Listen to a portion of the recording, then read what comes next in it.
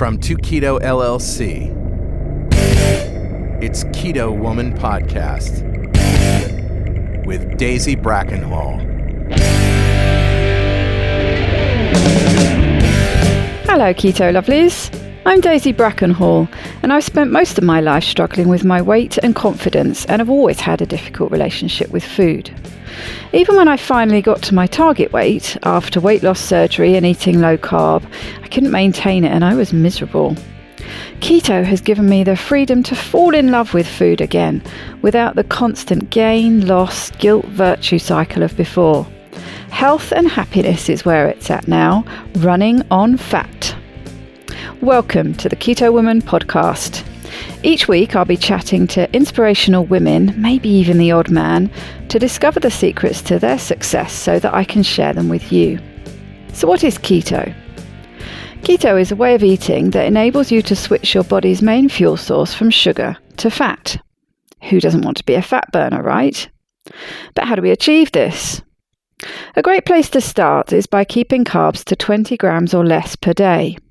So things like leafy greens and above ground vegetables, plus some nuts and seeds and the incidental carbs you find in things like dairy. Moderate protein scaled to your lean body mass, and then fat to satiety. Once you're in the swing of things, you can tweak it to suit you. Make your own personalised keto. I'll be asking my guest each week what their keto looks like to show you just how flexible and fabulous this way of eating can be. I'm not a doctor, and most of my guests won't be either, so we can't give you medical advice. It's always best to work with your own doctor because they know you and your medical history and so have access to the bigger picture. Thank you, Jennifer Kleiman, for supporting me in this podcast by making a pledge at my Patreon page. Do you want to hear your name here at the top of the show? Are you enjoying this podcast and would like to help me make more episodes? Then head over to my Patreon page at patreon.com/KetoWoman or hit the support button on the Keto Woman Podcast website. It means a great deal to me, and you will get to headline the show just like Jennifer did today. This week's returning extraordinary woman is Carrie Brown. Carrie is an ex-professional pastry chef turned cookbook author, recipe developer, freelance photographer with a crazy 4-country, 3-continent spanning resume, which includes such things as a chocolate TV show, a chocolate cookbook, and making pastries for the Queen of England. She trained at the National Bakery School in London and has now turned her pastry chef talents to creating scrumptious keto low-carb food to help the world eat smarter, live better, and put the healthy back into healthy. She has published 5 cookbooks and shares her tales of food, travel and adventure from her splendid single life in the sane lane, as well as her trials and triumphs with bipolar disorder, adrenal fatigue, Lyme disease, a massive E. coli infection, a myriad of food sensitivities, and her journey back to slim and vibrant on her blog carriebrown.com. Carrie's keto buddies say of her, Carrie can often be found in the kitchen surrounded by her 4-legged friends, concocting, devising, developing and figuring out how to make the impossible very possible and affordable. And we love her for it. Carrie also shares her love, skills, passion for deliciously healthy food and humour in a Facebook group, The Keto Kitchen with Carrie Brown, as well as bouncing around all the usual social media platforms as The Real Carrie Brown. It was great to get Carrie back on the podcast to hear all about her latest health discoveries and battles.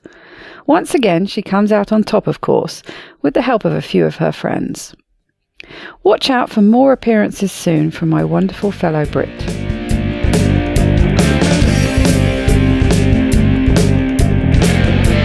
Welcome back to the Keto Woman Podcast. It's great to have you here with us again today. Carrie Brown, hello. Hello. And my chum in France that talks like I do. Talks like what you do.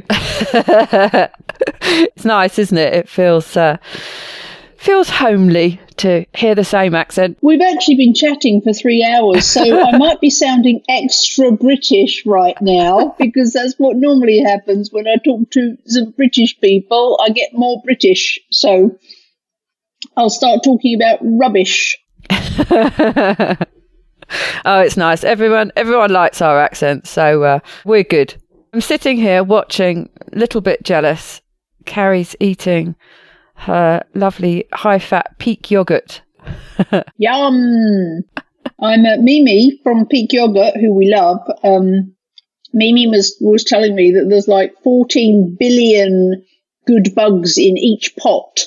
So I'm stocking up. I'm repopulating myself. Nice. As well as what percentage fat is it? It's really nice and high, isn't it? It's 17% fat. It's super, super creamy. And if I hadn't eaten it all, I could have showed you how the spoon stands up in it because it's so thick. So each pot has, which is 5 ounces, so it's 5 ounce serving, 24 grams of fat, 8 grams of protein, 4 grams of total carbs. But the reason that we all love this Peak yogurt so much, one is because the high level of fat, but also they add no sugar to this at all.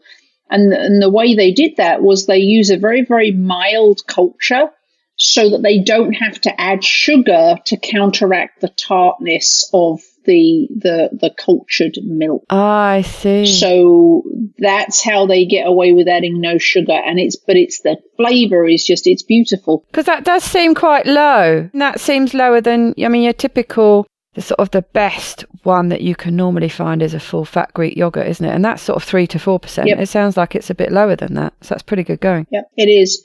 So, but it's also a lot less tart than Greek yogurt, and a lot of people struggle with Greek yogurt because it is so tangy, but this is very mild and it's very lovely and it's very fatty and it's very thick and it's just very everything good. I might even like that because I don't really like yogurt. I use it sometimes with savoury things, like I like it if you've made like a really spicy curry or a spicy keto chili or something, and then I quite like dumping some yogurt on it to cool it down. But I wouldn't just eat a pot of yogurt like that. So maybe I would like that one. But for people, well, maybe people listening don't know that I'm a pastry chef. So I do have a little bit of food knowledge. And if you don't like yogurt, what you can do is just add a little bit of salt and it'll take the tang away, because salt is magical. So salt will counteract the tang and you'll be left with something that is like sour cream in taste.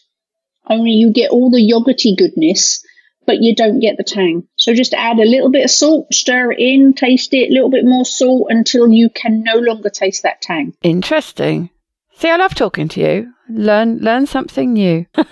Salt is magical. Salt will also counteract bitter if you have something that's bitter. So that's why, people put butter in their coffee. They like coffee more because the salt in the butter neutralizes any bitter notes in the coffee, and so buttered coffee made using salted butter will taste less bitter and smoother and more mellow, and it's the salt that does that. Yes, I have heard that before. I have been advised if my coffee is bitter to add a bit of salt. So yes, interesting thing though, isn't it? So if your coffee's bitter, add a bit of salt, love. Because that seems crazy. That's like crazy talk. Why would you put salt in coffee? But yes, it does seem to work. Magical substance. So yes. I'm here again. Why am I here again? Well, we want to hear about all the interesting things that have been happening. We heard all about your bipolar story last time, which I'm sure blew everyone else away. It certainly blows me away when I hear it. But all sorts of other weird and not very wonderful things have been happening to you. So I'd like to hear about that. I appear the universe seems to have made me the poster child for getting all the things that cannot be cured by keto alone. So bipolar being one of them in my case, and just to reiterate, I'm not suggesting for 1 second that everybody's bipolar will be cured by the same method that I used.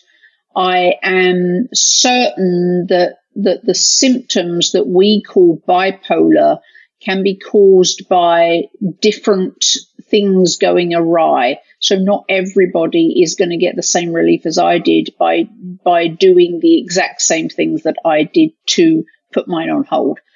And I think the same is true for all the things we're going to talk about today. But I do think that my body seems to have this magical ability to get all the things that Western medical struggles with fixing and all the things that cannot just be cured by keto. I seem to get them. And whether that's because the universe knows I'm going to get on a soapbox and talk about it a lot afterwards, I don't know. But there it is. So I have been the recipient, let's say, of some rather alarming infections is probably the best word to use. But where do you want to start? Well, what led you to try and figure out what was wrong? I mean, presumably you found yourself in a place where, things weren't right. So, how were you feeling, and how did you stumble upon the right people to help you fix it? So I've been in the States for nearly 18 years, and for 17 and a half of those years, I was living in the Pacific Northwest in Seattle. And then almost a year ago, I randomly vacationed to Connecticut. And while I was here eating turkey, I decided that I was going to move here from Seattle. So I spent Thanksgiving here. I flew back to Seattle. I sold my house. I packed up the contents and my cats, and I drove across the top of America in midwinter, like you do, and arrived in Connecticut. And it was actually about a week or 10 days after I arrived in Connecticut, at this glorious new life, I started to become ill. I started to get, my migraines came back. So I was getting migraine, which I hadn't had a migraine for a good 5 months at that point. And before that, they weren't very common. I didn't get them a ton. But about 10 days after I moved to Connecticut, I suddenly started getting migraines. I was getting them probably every other day, and they would take me out for a whole day. So I was losing probably 50% of my time. I also got this really, really weird neck pain. I started to become really, really nauseous, which is very annoying, because it makes you not want to eat anything. And, when you stop eating for non-fasting reasons, that's never a good thing. I also became chronically fatigued. I had no energy at all. I would drag myself out of bed in the morning, which took a phenomenal amount of effort. By 9 o'clock in the morning, I would literally be so tired I would be face planting on my desk. So I had chronic fatigue, but I couldn't sleep. If I managed to get 4 hours of sleep a night, that was a miracle. So I had a lot of trouble falling asleep. Once I got asleep, I never went more than 4 hours before I was awake again. But when I woke up, I was exhausted. So there was all of these weird things going on.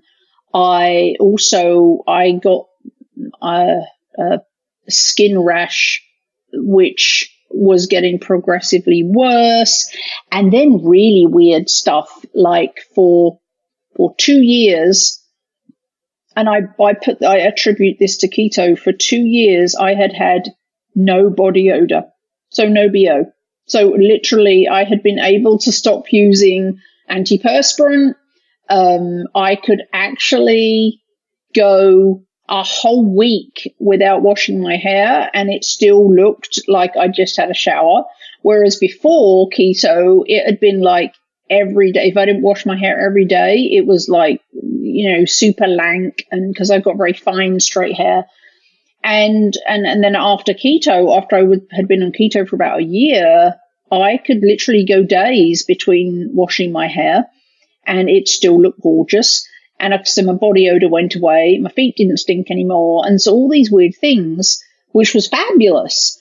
Nice and clean from the inside out. Right? So, but then after I moved to Connecticut, my migraines came back, the chronic fatigue, the neck pain, the nausea, the couldn't sleep, all of this stuff. And then all of a sudden, one day I woke up and the BO was back. And and that was the point at which I knew that something must have fundamentally gone sideways, because suddenly I have body odor again. My feet, I have this pair of Converse, which I have worn with no socks forever, and they didn't stink at all because I didn't have any body odor. All of a sudden, my shoes are stinking, I got stinky armpits, and I'm like, and my hair was also back to that. If I didn't wash it at least every other day, it was just lank and dirty and nasty. And so that was at the point where I was like, something has gone fundamentally wrong here. And so I started trying to work out what it was. I think it was natural to assume that it was something to do with Connecticut. It actually wasn't, as it turns out. But at the time, I'm just like moved here, and my whole body went wonky. So I started looking at, okay, what's changed? So I started looking at allergies. There's different trees here. The air's different. And I moved. The home I bought here is, as Daisy can attest because she's been here, it's in the middle of nowhere. It really is. Yeah. In a forest. So, I've got livestock, there's coyotes and bears and mice and I have heard of wild turkeys, and there's deer. And so there's animals and things that bring things with them. So, and of course, all the trees here are different, and the grass here is different, and the air is different. So I started looking at, am I having an allergic reaction? Is there something in my new house? Is it built with something that's setting all these weird responses off? Are my migraines an allergic reaction? So I started investigating all of that, came up with nothing. So, and I was getting progressively iller. I was feeling worse. I was able to function less and less as the days went by. So I was losing probably at least 50% of my time. I literally couldn't function, and it was getting worse. So then I started doing things to try and help me sleep. So, you get the blocking curtains and the, all the things that we're told to do, and nothing. I could not get to sleep. And so then I started looking at, because of my past bipolar and the fact that I have to take methylated B vitamins. So then I was like, okay, one thing I know about MTHFR is that you can become over-methylated. So you can take too many Bs, you can be over-methylating, or you can be under-methylating, and there's symptoms for both. And often over-methylation feels worse than under-methylation. So then I started looking at that and going, okay, am I feeling so crappy because I'm over-methylating? So I started fiddling with the levels of methylation. The methylated Bs I was taking didn't make any difference. I did what we tell you all not to do, which was, I went on the internet and looked for I have chronic fatigue, and I got Dr. So-and-so's magic red juice, not juice, but dried berry stuff that's going to give you the energy of a 3-year-old. And, I'm like, what's going on? So I tried a bunch of things that were guaranteed to make me feel fabulous, and none of them worked, and I was getting sicker and sicker. And then I randomly I had a couple of huge trees in my yard, in my forest, that my builder, the guy who was remodeling my kitchen for me, said, if they fall over, it's going to slice your house in half. You need to get those taken care of. So he introduced me to a gentleman called Josh, who has forever been known as Josh the Tree Dude. And so Josh the Tree Dude comes over to assess my trees. And we got talking about our respective weird medical things. He had Lyme disease. He had a whole bunch of problems from all the vaccinations he had when he was in the army. He had a whole slew of stuff going on, none of which the medical profession had really been able to figure out.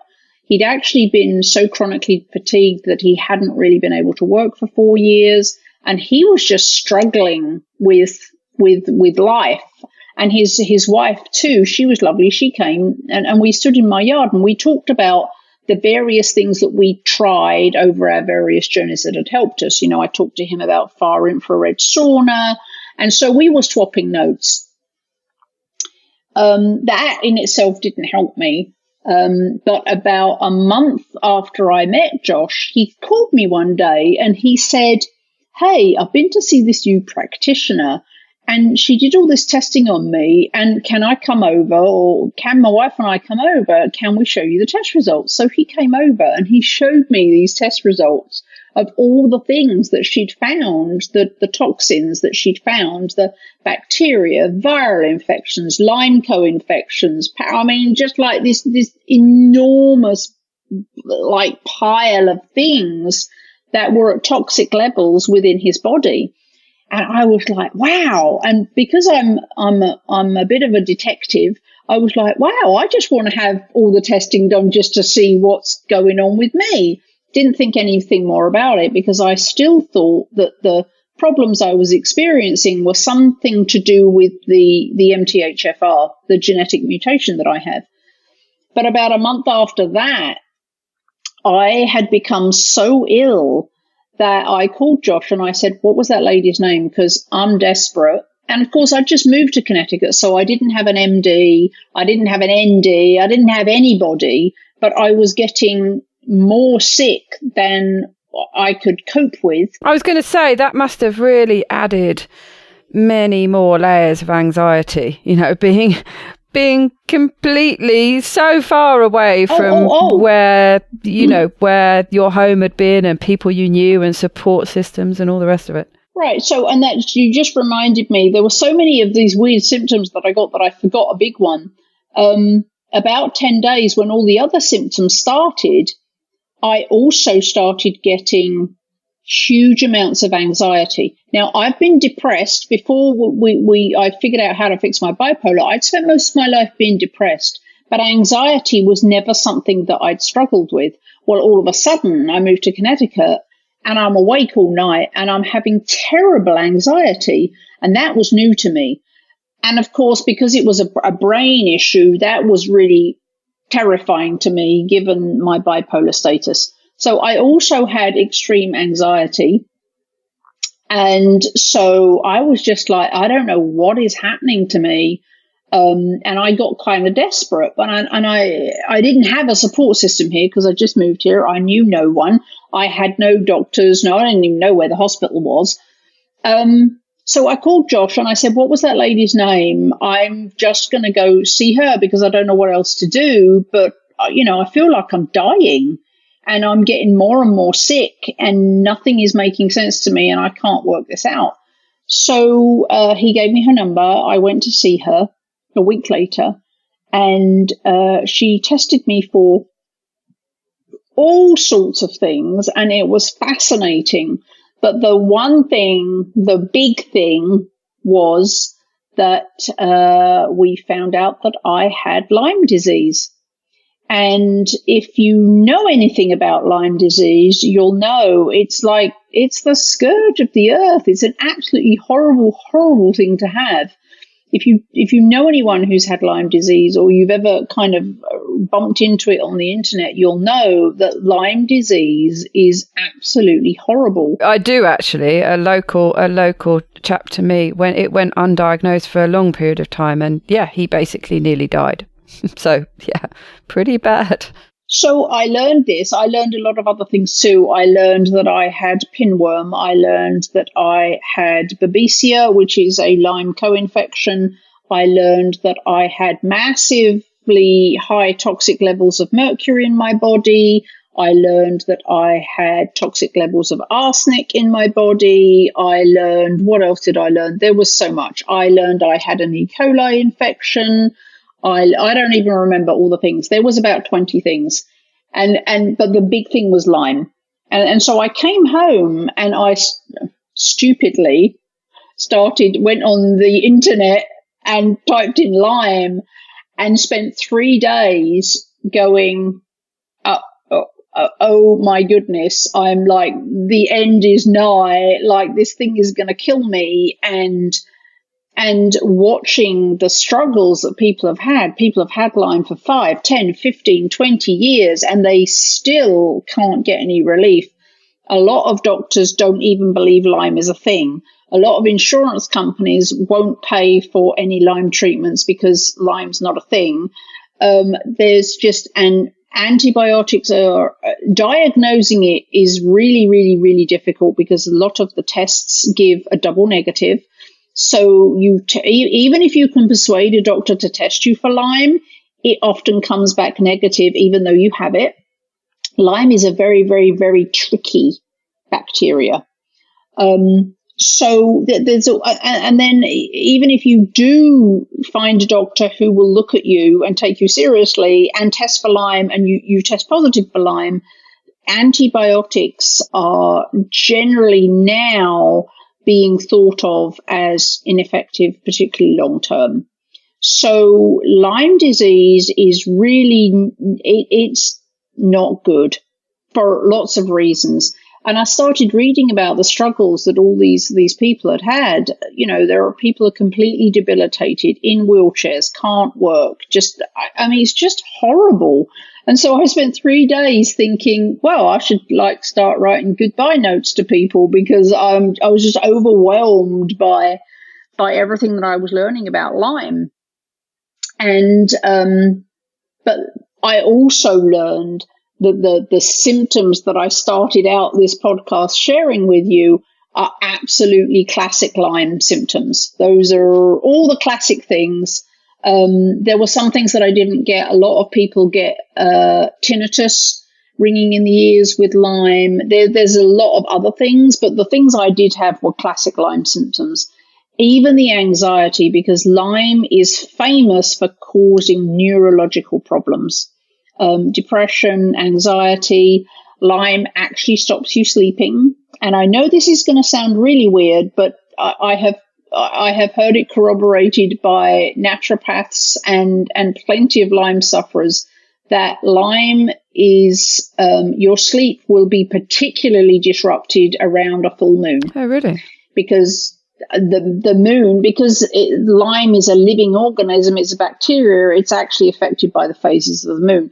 So if you're ever in a situation where you can't sleep around a full moon, you might want to look at that. So I spent 3 days convinced that, I was going to have Lyme and that my life was basically over. But then I developed a treatment plan with the specialist I had seen. And so we found out I tested positive for Lyme on July 25th. And she started treating me homeopathically and with certain herbal supplements. And so I started that protocol. And on October the 1st, when I was retested, I was completely free of Lyme. And so that was just a hair over 2 months. And I cannot tell you the difference in how I feel, my energy levels. I'm sleeping straight through for 8-9 hours. My migraines have stopped completely. I have energy all day. I don't need to sleep during the day anymore. My anxiety, it hasn't completely gone, but it's 95% gone. My neck pain has resolved. My body odor has gone. My feet don't stink. Not Stinky McStinkton. I don't stink anymore. So not only did I test now negative for Lyme, but I feel completely different to how I felt, 2 months. So it wasn't just the test, but the symptoms also went away. There was a real process though, wasn't there? I mean, I remember following this as it was happening, and there were things you had to do before you could start the elimination protocol, weren't there? You had to build up your strength in different areas before you could start taking the stuff that would start killing it off. I think I could have. I believe I'm right in saying that I could have immediately started taking the homeopathic remedies to kill the bacteria.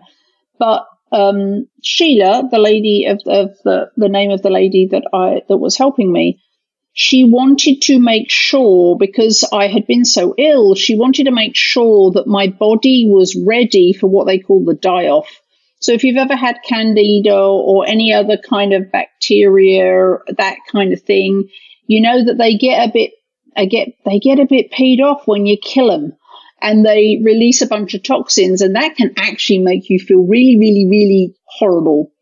So she wanted to. So we did. The first month was more about supporting my liver, supporting my gut, supporting all my processes, so that when we started killing the Lyme, that my body could actually cope with it better, and that I wouldn't become really, really ill from all the toxic die-off. So the first month was kind of building my body up, and then the second month was when we actually added the homeopathic remedies that actually killed the Lyme, was the second month. But by October 1, I tested negative for Lyme. But I can tell you just by the way I feel that something is radically different. And the only thing I did was the Lyme treatment. So I also, I do want to point out that in the interim, after I first started working with Sheila, who's a homotoxicologist, after I started working with Sheila, I also found a naturopath, because I was still at that point, before I found out I had Lyme, I was still working on the notion that it was the MTHFR, this genetic wrinkle, that was causing the problem. So I'd made an appointment to see a naturopath who specializes in genetics. And I saw Sheila and we started on the Lyme thing, but I kept the appointment with the naturopath because I did want to make sure that I was not over or under methylating. She ran a whole slew of blood tests and included the test for Lyme. So I did have the regular blood test for Lyme, and that was positive too. So I knew for sure that Sheila's homotoxicology was a thing, because I had the blood test too, and also was tested after the treatment. So I now know for sure that I now do not have Lyme, because I was tested again. So one of the things that I saw a lot in the last 3 months, I've studied a lot about Lyme, because I just became aware that there are tens of thousands, maybe hundreds of thousands of people who are struggling with Lyme and not getting any help. They've tried everything, they're getting sicker. And so I've become very, very interested in doing what I can to help people. In a lot of the Facebook groups and forums that I joined when I first found out I had Lyme, I noticed that a lot of people were saying, you need to be on the keto diet, all you need to do, you just need to eat keto, and then, you'll kill the Lyme. So one of the things that I really is important that I shared with you, Daisy, in this forum, and I'm very grateful for you giving me the opportunity, is because keto is magical, and keto will really, really help with the symptoms of Lyme, because it essentially what happens is the Lyme goes into remission because you're not feeding it, because you're not giving it any sugars and you're not giving it any carbs. But that doesn't kill the Lyme. The Lyme bacteria is kind of special. It can actually change its own DNA, and it can go into there's this sticky substance called biofilm, And Lyme will simply, when it doesn't have optimum environment for growing and creating chaos, it can actually turn into cyst form and just basically, just lie there not doing anything. But you still have it. It's just in a different form and it's not causing chaos.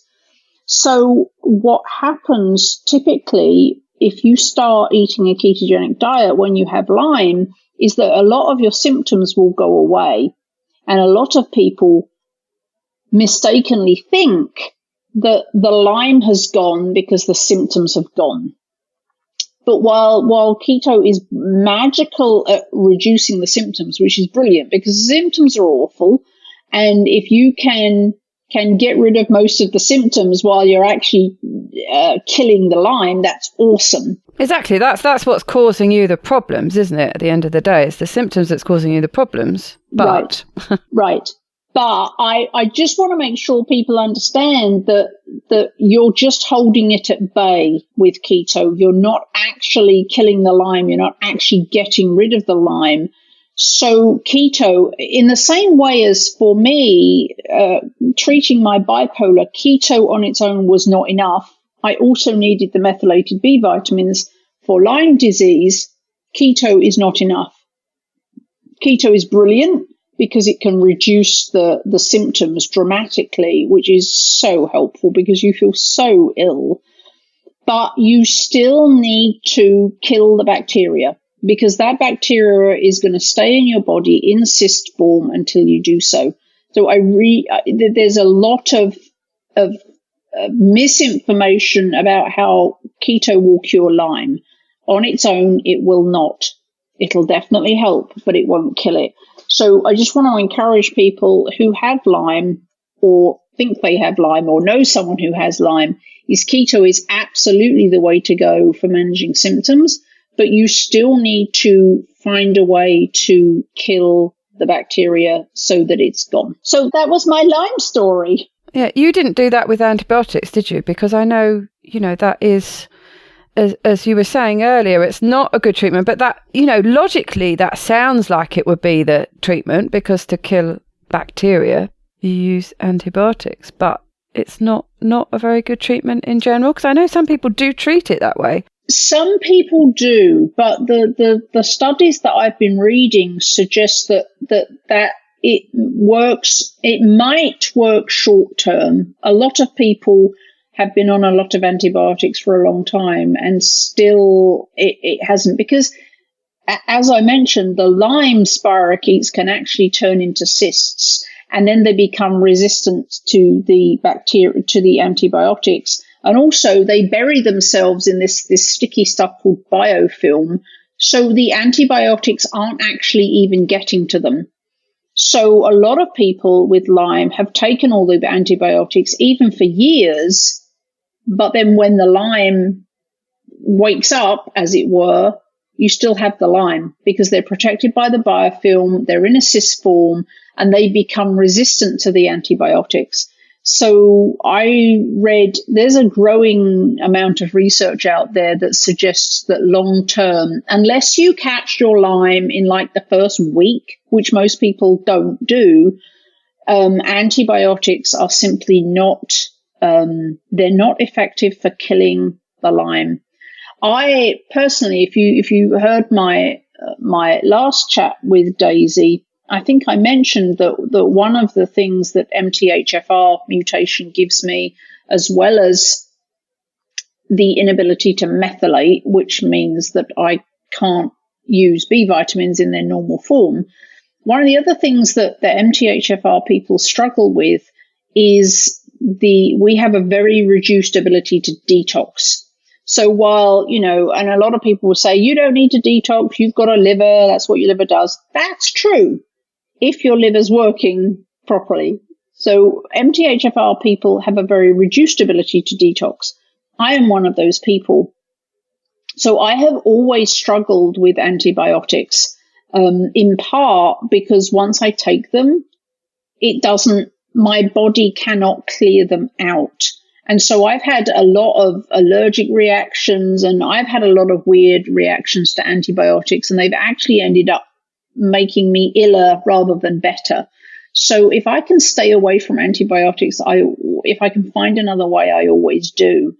And the antibiotics that they use for Lyme are really heavy duty because Lyme is really, really difficult to clear. So I wanted to avoid the whole antibiotics thing if I possibly could. And with Sheila's help, we cleared it without the use of antibiotics and also without a great deal of cost. The treatment was incredibly cheap. And it was incredibly fast. And, but keto certainly helped in the management of the symptoms.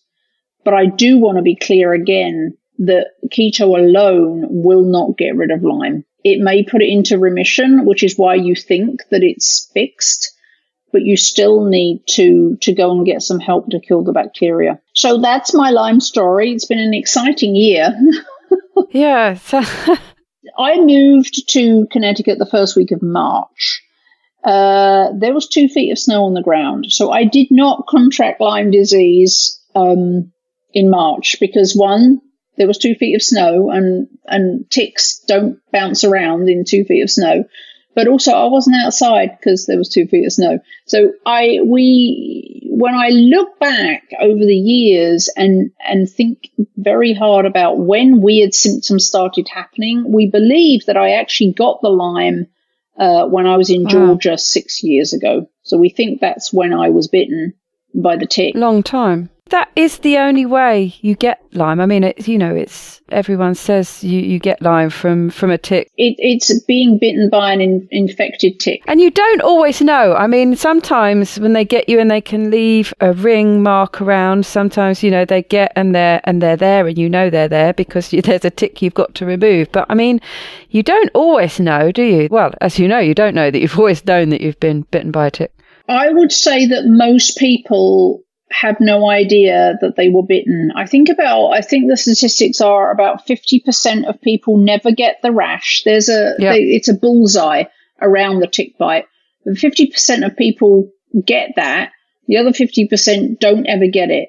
I didn't get it because I would have noticed it. I've been knowingly bitten because the thing is attached and I've had to remove it at least 2 or 3 times since I've been in France. And yeah, I've never had that ring around it. Well, you have to remember that only 50%. So it's only the girl ticks. Like the boy ticks don't carry it. So if you're bitten by a boy, you're good. It's the females that are the problem. Typical.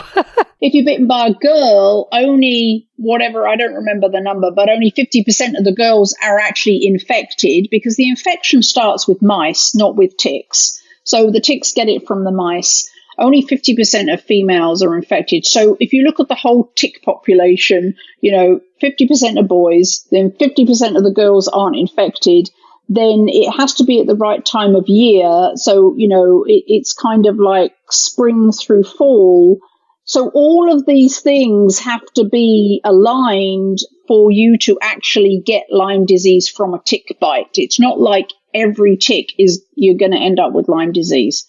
But there's no way that I was bitten by a tick in March with 2 feet of snow because there are no ticks and also I wasn't outside. So, but we think I got the Lyme in Georgia 6 years ago. And then we believe that it went into remission because that was right around the time I started eating very low carb. And then 3 years later, I went fully keto.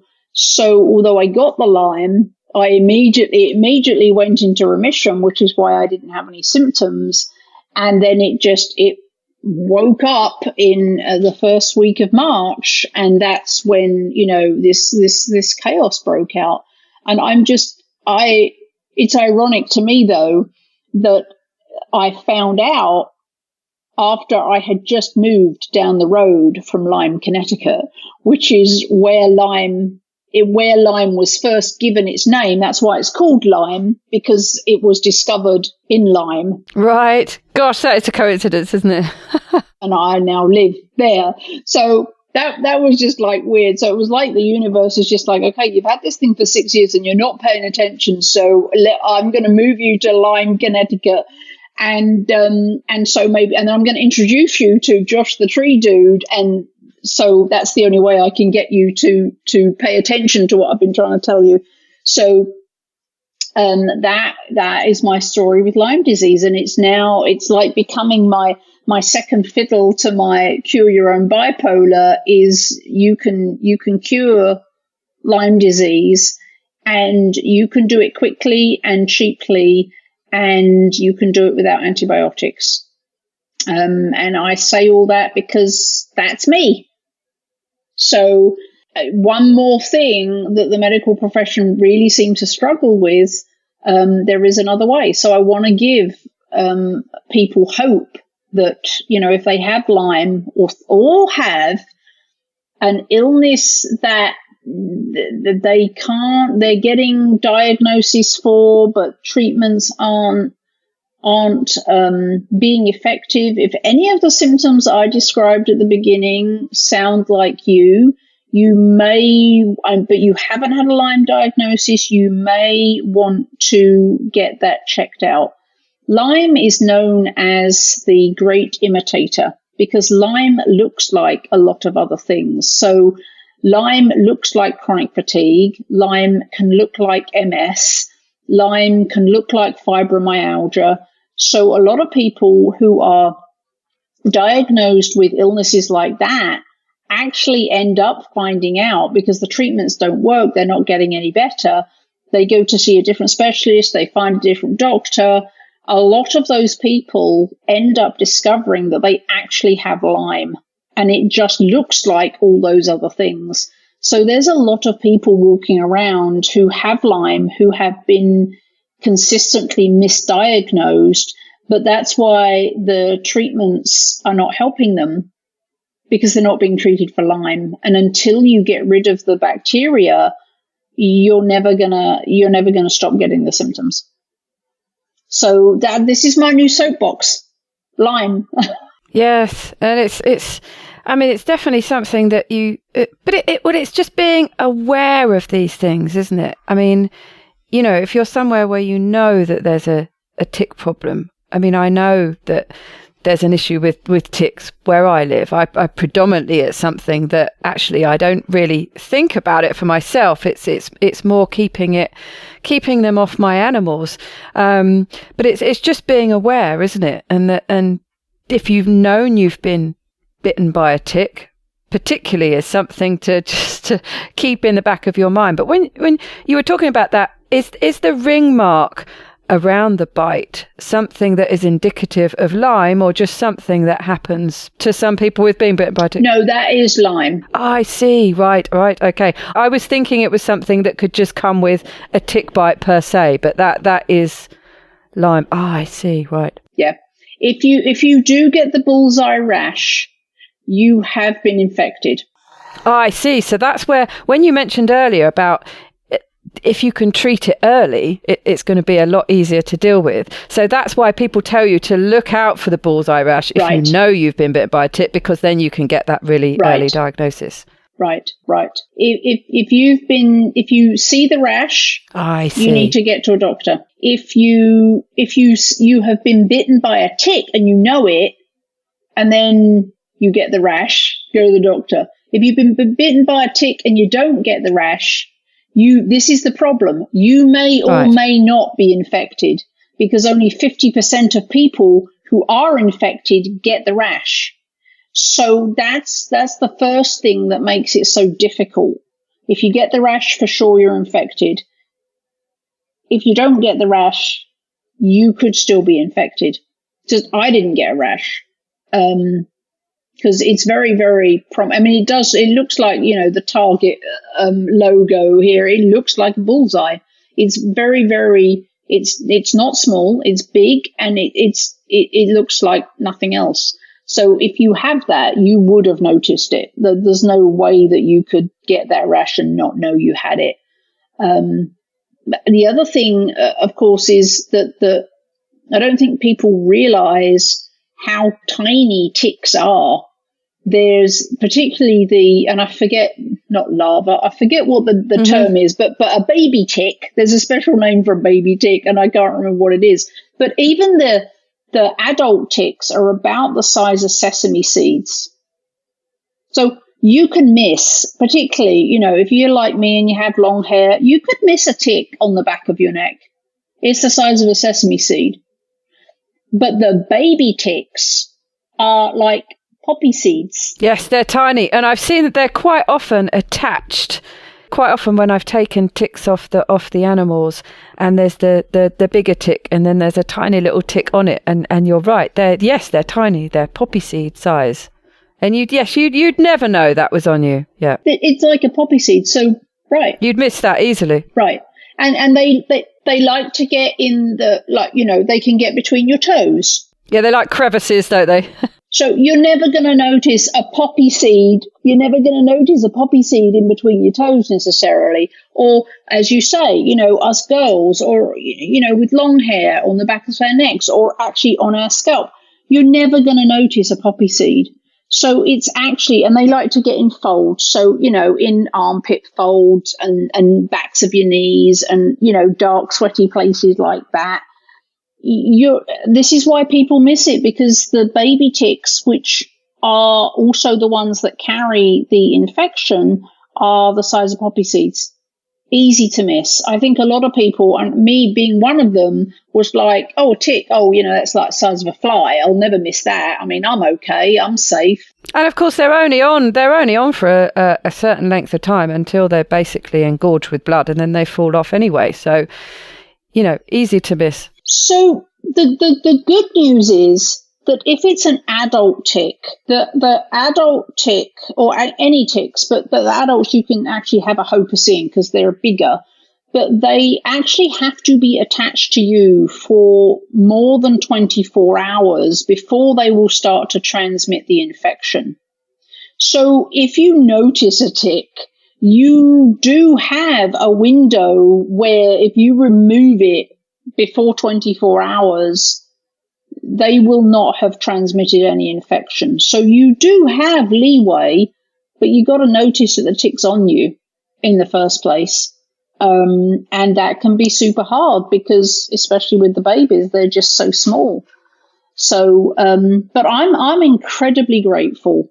It just, the stars all aligned for me. It was kind of magical that I had the builder I did, who knew the tree dude, who had Lyme, who introduced me to the homotoxicologist, and that she was like 20 minutes from my new home. It was kind of magical, and I'm incredibly grateful for that chain of events that led to this resolution. And it was kind of magical, how my bipolar resolved, how, I met all the right people at the right time. So I now feel like I need to start talking about this, because most people don't end up, their lives don't align so that they magically meet all the right people to point them to, someone that can help them with whatever's going on. And Lyme is a very, very, very difficult disease, infection. So that's why I wanted to talk about it. There's so many people suffering from Lyme, and who've been suffering from Lyme for a long, long time, or people that are suffering from what has been misdiagnosed, people suffering from MS, people suffering from fibromyalgia, people suffering from chronic fatigue, that actually isn't any of those things. It's actually Lyme that is looking like them. So this is not intended to panic people, but if you have been diagnosed with something and you are not responding to treatment, then this is something, and any of the symptoms I described might sound like you might just want to go and get that checked out, because you may actually be trying to treat the wrong thing. And also, if you do have Lyme and you've had Lyme for, a year or more, then I highly recommend you seeking out a homotoxicologist and looking at a different route. Because as I say, I found out I had it on July 25th. October 1st, when I was retested, I am now clear of Lyme.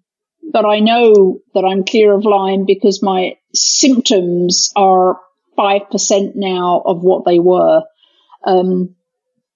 Obviously, with things like these kind of long-term infections, you know, your symptoms don't stop overnight.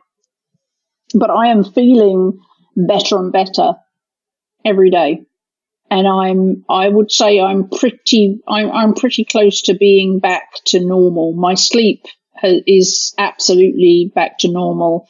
You know, the migraines have almost completely gone, you know, and most of the other symptoms have resolved. So I just want to encourage people, if you have Lyme, or you know someone with Lyme, there is another way. And if you have anything else that sounds like similar to this, but it's been diagnosed as something else, but you're not getting relief from the treatment that's being given you, this might be something that you want to look at. Yes, it's one of those things where you go to a doctor and like you were saying, you were fortunate in finding the people who would listen to you, but people so often just go unlistened to. You know, we hear this with people with thyroid symptoms and where just because it won't show up on a test or it doesn't show up how, you know, a doctor wants to see the results showing up on a test, but you've got all the symptoms. And I do think it's important. And, you know, thank you for sharing your story, because it empowers people to say, I don't care what your tests are saying. I don't care what the typical medical journal is saying about it. I still have these symptoms. They're not getting better. And I want you to help me do something about it. And it is empowering when you hear these stories about people who've done just that. And it's something you can go armed with and say, look, you know, somebody else has treated it this way. Please just listen to me, or point me to somebody else who will listen and help me get rid of this, because I want to be well. And I think you've got to be really, you know, hardcore about if a doctor doesn't listen to you, if a doctor doesn't do what you're asking them to do, get a new doctor. Get a naturopath, get a functional medicine doctor, find a homotoxicologist. Well, if you have Lyme, I would recommend that everybody finds a homotoxicologist, because this process for me has been incredibly fast, incredibly easy, and incredibly cheap. And if you've had Lyme for any length of time, all of those things will be music to your ears. Cheap doesn't sound like something that often goes hand in hand with medical treatment in the States. From what I know about medical treatment in America. Exactly. And it's the same as my bipolar, Daisy. I mean, I was spending $1,500 a month on medication to keep me stable. And that wasn't fixing my bipolar. That was just keeping me stable, i.e. stopping me from hurting myself. $1,500 a month. I now spend about $50 a month on the methylated B vitamins that don't just keep me stable, they keep me completely symptom-free. And I don't go sideways every 6 months because I have to up the dose or any of that, which is what I was doing with the medications they had me on with bipolar. So my experience with bipolar is that it's cheap and easy to fix. The methylated B vitamins combined with a ketogenic diet. And in the same way, I have discovered that combating Lyme disease can be cheap and easy and fast. When I do want to give a caveat, my homotoxicologist said to me that if I talk to people about this, it is important to note that people may not get the same result in the same time as I did. I think the fact that I had been keto for so long helped, because the Lyme wasn't going completely crazy. It had been in remission for a really long time. But people who have had chronic Lyme for, 5, 10, 15 years, and they may have other co-infections that I didn't have, that the process could take longer. So just because this process took me 2 months, from start to finish, doesn't mean it's going to go that way for all of you. But you absolutely, the end is in sight, and it's not going to bankrupt you or, cause you an enormous amount of suffering.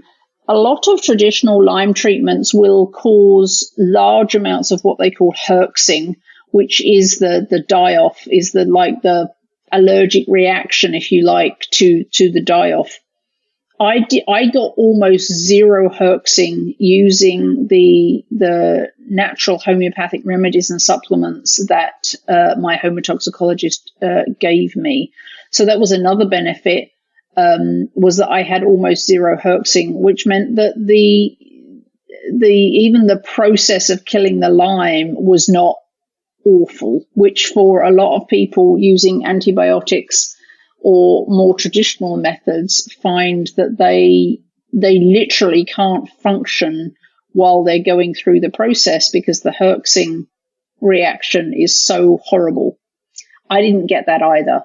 So I just want to encourage you, like I did when we did the bipolar episode, is, if you're not getting better, or if you have things that nobody knows what to do with, or if something doesn't feel right, just be your own detective and don't take no for an answer, and don't think that there's only one way to treat these things, because in my experience, that has not been true.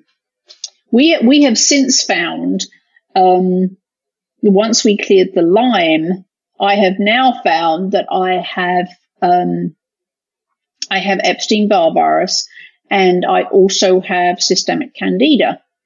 And the reason we didn't find that in the first place was because the biofilm that is created, the Epstein-Barr and the candida were kind of hiding in there underneath the Lyme. So once we cleared the Lyme, then we could see the Epstein-Barr and the candida. So I'm now being... Oh, goody. More right, things. But so I'm now taking homeopathic remedies to clear the Epstein-Barr and the candida. But I have no doubt that that's just, a process. I also found out, we're probably coming to the end here, but I also, maybe for another episode, I also found out from visiting my new naturopath that I have drug-induced lupus. And that is interesting to me because drug-induced lupus is typically caused not by drugs, not by recreational drugs. That's not something I've ever done in any form. But drug-induced lupus is normally caused either by an antibiotic or by an anti-seizure medication. And the bipolar medication I was on was an anti-seizure medication. So not only did Big Pharma not help to clear up my health issues, but gave you a little bonus. Also gave me drug-induced lupus. So I'm also dealing with that. Lupus is an inflammatory disease. It's a autoimmune where your body starts to attack itself because it doesn't even know what's what anymore.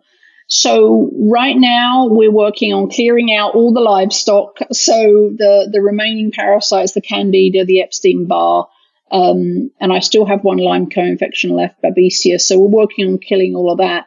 And then we have to get rid of the biofilm, that sticky stuff that covers everything and makes things able to hide.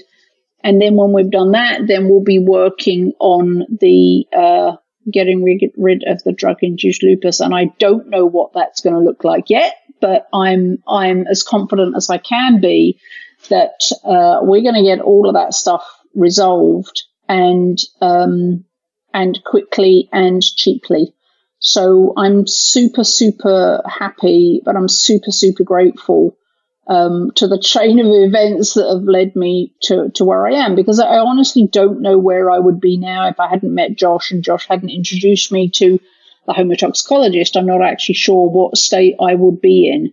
So I'm incredibly grateful. And I do feel compelled to share my journey broadly because there are so many people suffering from Lyme, those who know they have it and a lot of people who don't even realize they have it. And anyone who's sitting there wanting to know a bit more about Sheila and what she does, we're going to be talking to her next week. So we will find out a bit more about, she has a fascinating story in her own right, but she's also going to be just explaining a little bit more about what went on with you, which I think will be very useful. Sheila, not surprisingly, it won't surprise anyone to know that Sheila is like my favourite person on earth right now, because I yes, literally feel like maybe I wouldn't be here if it wasn't for her help and her expertise in getting this Lyme taken care of. And, you know, all the other things that she's helping me take care of now. So I am super excited that she was open to coming on your podcast, Daisy, so that people could hear about it. And I can't talk about the science or why it works or what it even all is. I just know that it does work because I know, you know, the state I was in a few months ago versus how I am now, using the protocols that Sheila did with me. So I'm super excited. And she does have, her personal story is remarkable. And I'm super excited for people to hear about her, but also hear about what it is she does in the realm of homotoxicology that is helping so many people to get to the bottom of root cause, which anyone who knows me knows I'm all about the root cause. I'm fed up with the Band-Aids. She's helping change lives, and I think people need to know about that. Yes, and like we were discussing before we started the podcast, that many of the people, by the time they get to her, they're really at their wits' end. They've spent a fortune and they're just so sick and have just had enough. So yes, she must get a lot of satisfaction from helping people like you come back from that. She does, and I'm super excited that she agreed to come and be on your podcast. She's gonna, between you and her, you're gonna help a load of people, and that always makes me happy. Well, and you know, thank you for sharing your story, because I know it's not easy often sharing all these things when we're very vulnerable and we're feeling, you know, at our lowest points. But it really does help other people out there who, you know, maybe have similar stories, or something you say just resonates with them and leads them to go and get checked out and heal themselves. So it, like you say, it's important, isn't it? Just to talk about these things openly on a forum where as many people as possible could hear about it. And I think Lyme disease is another one of those things that so many people don't know about it, and the medical profession is mostly clueless about Lyme disease.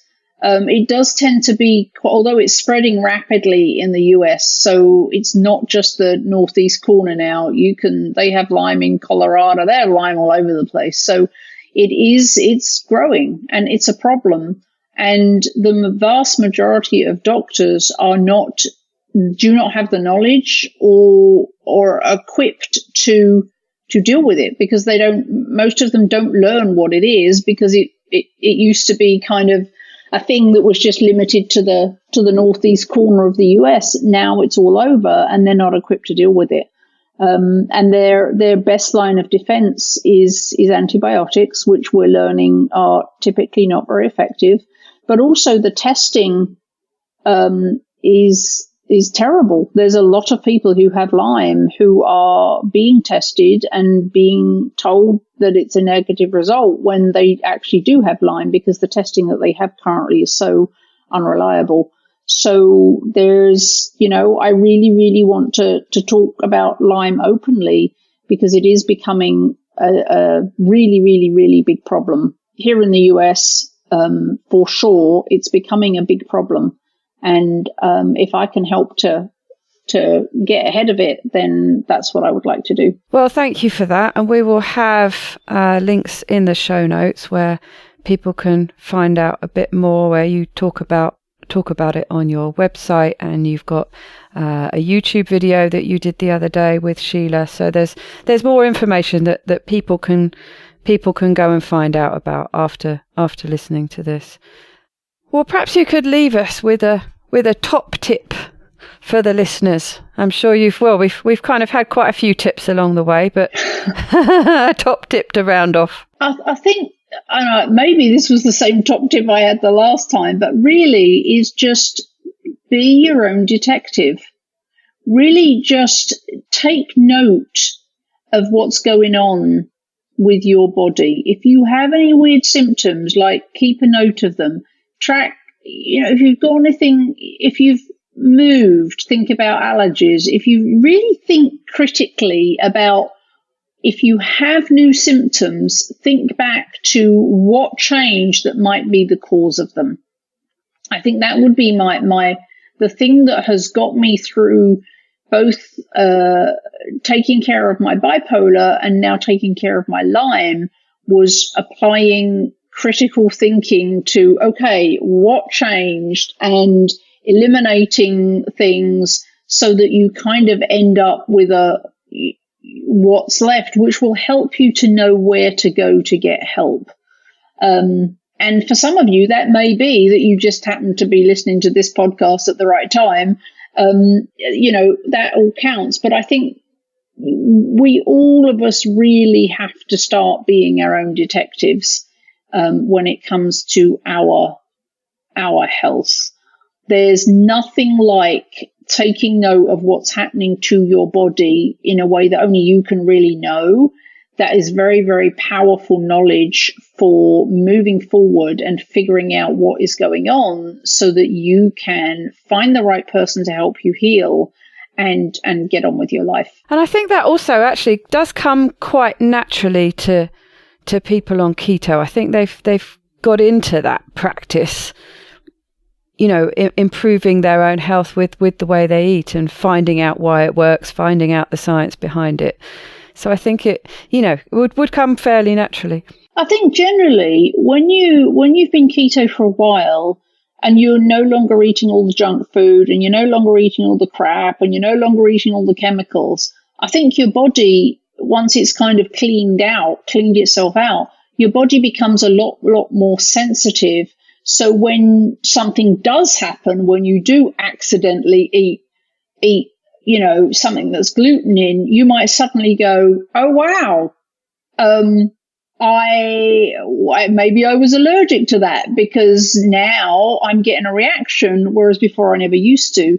So I think keto makes it very much easier for you to listen to your body because the layers of crap have been cleared out, if that makes sense. Yes, no, it absolutely does, actually. I've often thought about it that way, that you can just, it helps you tune in. It helps you tune into all sorts of things like, satiety signals and all sorts of things. So, yes, it makes sense that it just sensitizes your body to things and makes you more aware when something's wrong. So, yeah, listen. So keep doing that. That's right. Keto helps for a lot of things, but I think it really does.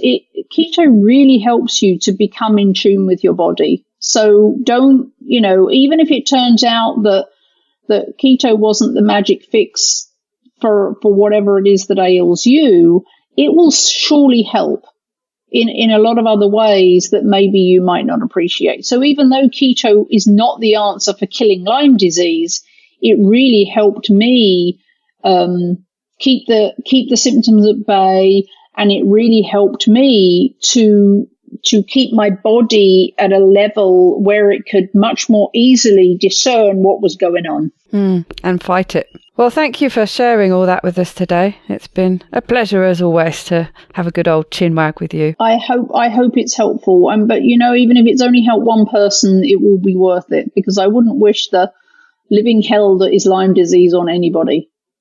So I hope if you know someone, if you don't suffer, but you know someone who does, or the symptoms sound like maybe something that someone's suffering with, please share this podcast with them so that they can evaluate for themselves whether this is something that they should follow up on just share it widely, share it with everyone you know who may be suffering, so that we can together we can help more people. Wonderful.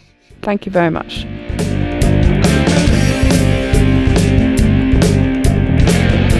I mentioned towards the end of the podcast that Sheila Reid would be coming on the show next week. Due to scheduling issues, we need to push that date back a bit, but I will be recording with her soon, so look out for her story and some more information about Carrie's treatment soon. To get the resources and links from the show, please go to ketowomanpodcast.com. Are you my next extraordinary woman? Maybe you've got an idea for a show, a topic you want to hear about. Let me know how I can tickle your earbuds by dropping me a line at daisy@ketowomanpodcast.com.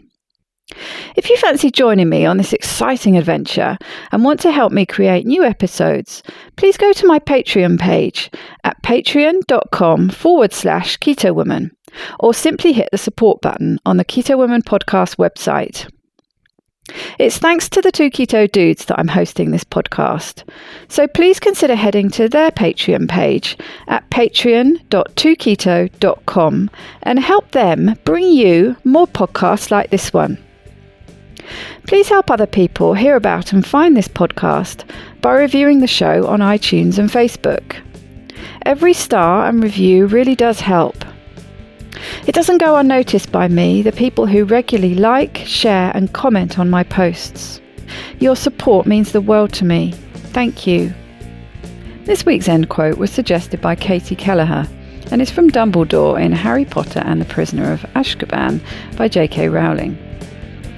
Happiness can be found in the darkest of times, if one only remembers to turn on the light. Bye-bye, Keto Lovelies.